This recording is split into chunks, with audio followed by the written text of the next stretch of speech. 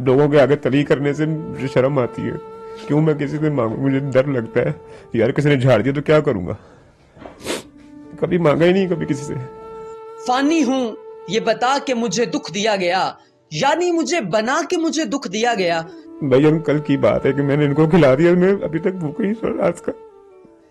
मैं सीधी बात आई आपको, मैंने बात कि मैं बच्चों को नाश्ता नहीं खिलाया अभी तक। कल इनको कल से मिल गई थी, इनको खिला दी थी, मैंने नहीं कुछ खाया। बोले बच्चों से पूछ सकते हैं आप। सुबह से भूखे बैठे हुए हैं।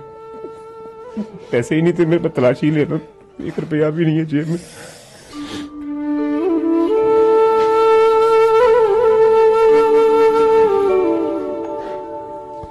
नाज़रीन आप आइडिया करें।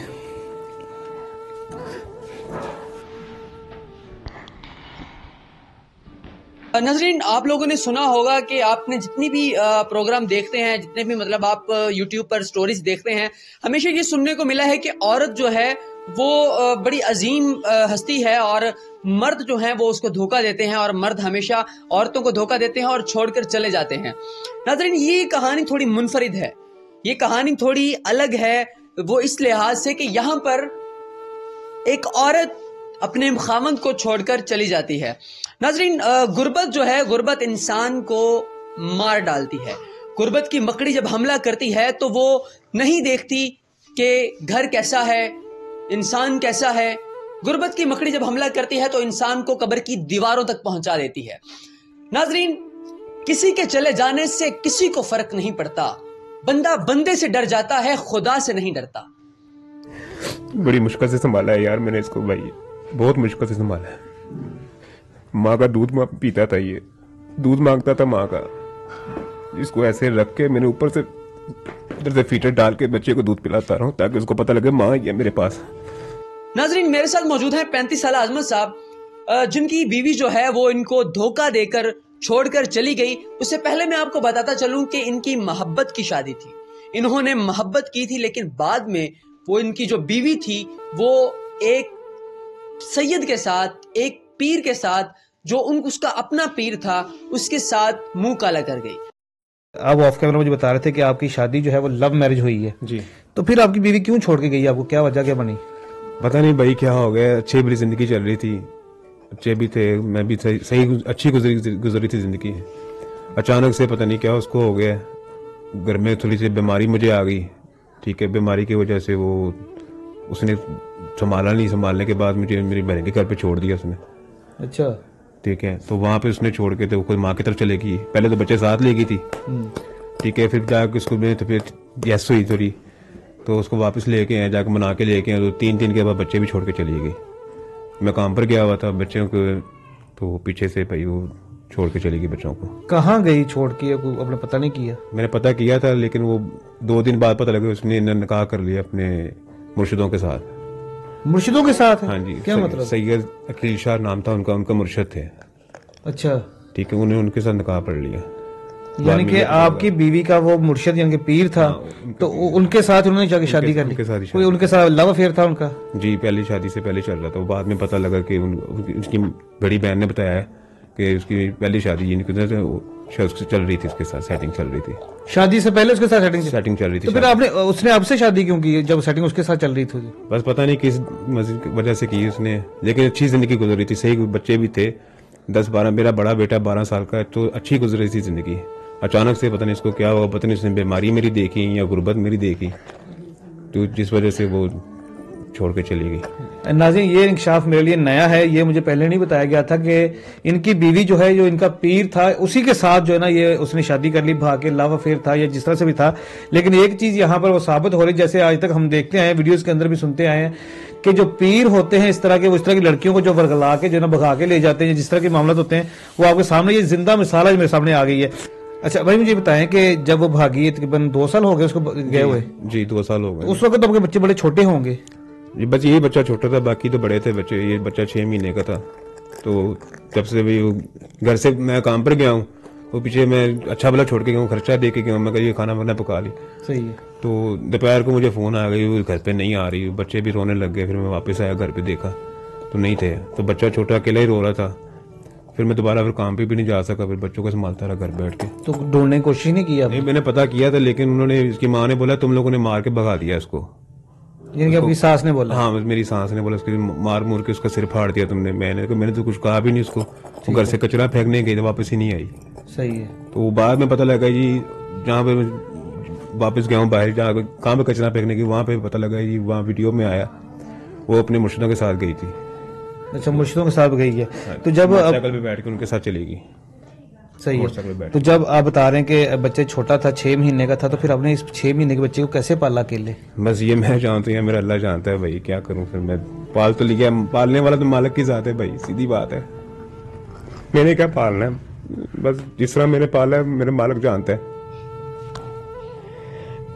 एक टांग से मजदूर भी हैं आप, काम कर भी कोई नहीं है, छोटा बच्चा है, तो किन तकलीफों का सामना करना पड़ा आपको? बस ऐसे ही रात जागता रहता था, सोता नहीं था, ये तंग करता था, रोता था। बस मेरे मौला ने मुझे हिम्मत दी, मैंने संभाल ली है।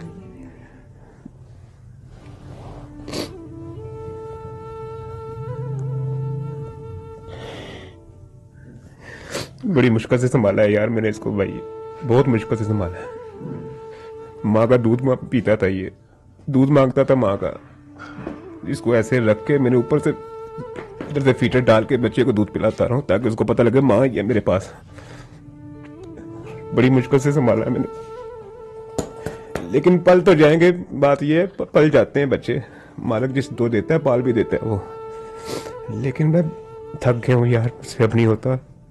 बाहर कपड़े देखे कितने पड़े मैंने धोए ठंड में, थक गया। तो मैं सांस का मरीज भी हूँ, इतनी जल्द कि मैं आपके पास आपको लेके आया हूँ, तो मैं थक गया था यार बहुत ज्यादा।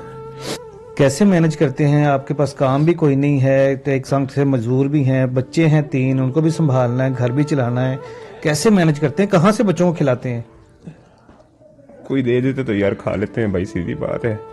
काम वगैरह मेरे पास है, मैं कारीगर हूँ मैं, लेकिन मैं बच्चों को छोड़ के कहीं जा नहीं सकता, कहीं काम नहीं कर सकता, किसी के आसरे पे बच्चों को छोड़ नहीं सकता। माँ कर सकती है ऐसे, लेकिन मेरे में हौसला नहीं है बच्चों को किसी के आसरे के, किसी के कोई थप्पड़ मार जाए, कोई चपेट मार जाए, कोई कुछ कर जाए, मुझे फिक्र लगा रहेगा मैं कहीं मार जाऊंगा काम पर। एक बार मैंने हिम्मत करी, बच्चों को छोड़ के गया हूं मैं काम पर, तो वापस मुझे 2 घंटे बाद मुझे खबर मिली कि घर में गैस खोल के कुंडी लगा के बच्चे ना टीवी देखने लग गए हैं, तो गैस खुली हुई, कहीं इनको भूख लगी है बच्चों को, इन्होंने रोटी बनानी शुरू की है तो पैप जला दिया, तो गैस चलता रहा। अचानक से मैं आया हूं तो भैया गैस ही गैस हुई थी, अगर कोई तीली जला देता बच्चे जल जाते। इस डर की वजह से मैं दोबारा निकला ही नहीं बाहर। मैंने कहा मेरे बच्चों को कुछ हो गया तो मैं तो दुनिया में नहीं रहूंगा, यही मेरा आसरा है, मेरा और कोई आसरा नहीं है, ना भाई है ना माँ है, ना कोई भाई है मेरे, लेकिन कितनी देर कोई देगा, कब तक कोई देगा? एक दिन की बात हो तो ठीक है, 2 दिन की बात हो तो ठीक है, ये तो सारी जिंदगी की बात है भाई। बच्चे संभालने में नहीं है, कोई किसी के बच्चे नहीं संभालता। बेटा बैठ जाए।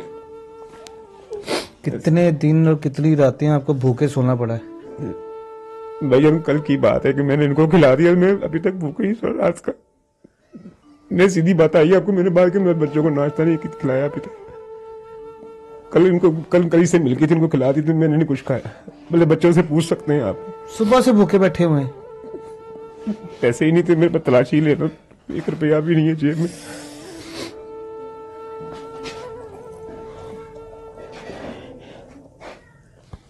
नाज़ी ना पार्टियां करें।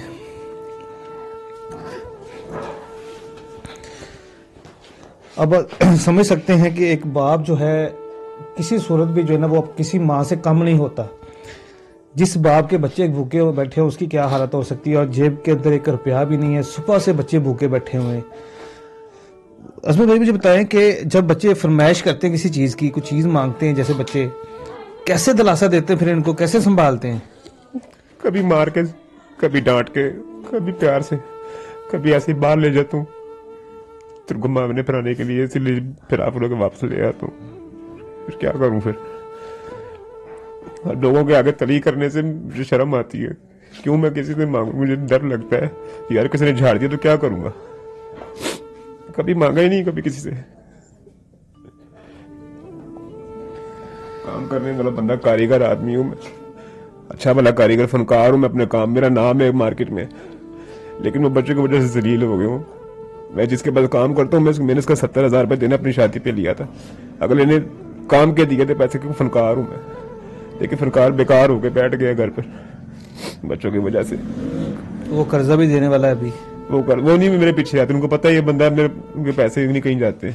12-13 साल मैंने काम किया, वो मेरे पीछे आते, मैंने कहते कोई बात नहीं आ रहा, बच्चे संभालो, कुछ नहीं होता। तो मेरे पीछे नहीं आता, बोला नेक आदमी है वो, वही देता है मुझे पैसे। कभी ना मेरे पास, मैं उसको फोन कर दूं ना, भाई मेरे पास नहीं है, तो बंदे को भेज देता है, कभी 200 कभी 400-500 दे देता है वो, या खाना भी भेज देता है वो। कब तक चलेगा ऐसे? क्या मतलब आगे कैसे जिंदगी चलेगी? सारी जिंदगी तो इस तरह तो कोई आपकी हेल्प नहीं करेगा। बस ही भाई मैं यही चाहता हूँ, मेरे पास कारोबार नहीं है, कारोबार मुझे ऐसा कोई मिल जाए, मैं घर पे बैठ के काम करता हूँ, साथ में बच्चे भी संभालता हूँ। जो काम आप करते हैं ये घर पे बैठ कर सकते हैं आप? हाँ जी, मेरे पास औजार मौजूद है, औजार मेरे पास मौजूद है बिल्कुल, लेकिन मेरे को काम नहीं कोई देता, लेट हो जाता है काम मुझसे बच्चों की वजह से, क्योंकि लोगों के ऑर्डर के काम होते हैं। और काम कोई ऐसा बताएं जिसको जो आप घर पे बैठ के कर सकते हैं। मैं खाना पका लेता हूँ, अच्छा बस रोटियां मैं कर लेता हूँ खुद ही, आटा वगैरह मैं सब कुछ खाना शाना बना सकते हैं। अगर छोटा सा होटल बना दिया जाए आपको तो फिर? हाँ जी, मैं खाना बना लेता हूँ, अच्छा बना लेता हूँ। अपने बच्चों को घर में खुद ही मैं बना के देता हूँ, रोटियां भी खुद ही बनाता हूँ, आटा वगैरह खुद ही गूंद के सब कुछ खुद ही करके देता हूँ। जी नाज़रीन, अभी आपने अजमत साहब की गुफ्तगू सुनी है। मजबूर बाप है बेचारा, इंतहाई गुर्बत की जो है ना जिंदगी जी रहा है, हालत आपके सामने है, और बहुत ज़्यादा इमोशनल हो गया है अपने हालात और वाक़यात को याद करके, और थोड़ा सा हमने छेड़ा उसको। मज़ीद इनसे बात नहीं हो सकती। जितने भी हमारे मुखैर हज़रात स्टूडियो को देख रहे हैं, सबसे गुजारिश है कि जैसे उन्होंने बताया है कि वो बेसिकली ये कारीगर हैं, वो जो तिल्ले का कढ़ाई का काम करते हैं, शादी ब्याह के जो मतलब सूट वगैरह बनते हैं उसका काम करते हैं। तो वो बता रहे हैं कि वो काम मुझे अब कोई देता नहीं, क्योंकि इनसे काम होता नहीं, बच्चे संभालेंगे या काम करेंगे। तो कोई ऐसा काम, कोई ऐसा मुखैर हज़रात को इनको छोटा सा काम करवा सकता हो घर पे, कोई छोटा सा दुकान बना के दे दे इनको, या छोटा सा कोई होटल बना के दे दे, ताकि ये अपने बच्चों को की रोजी जो है वो अच्छे तरीके से कमा सके। इनका नंबर जो है आपकी स्क्रीन पे आ रहा है, इनसे रब्ता कीजिएगा और जितना ज्यादा हो सके इनकी हेल्प कीजिएगा। इजाजत दीजिए, अल्लाह निगहबान।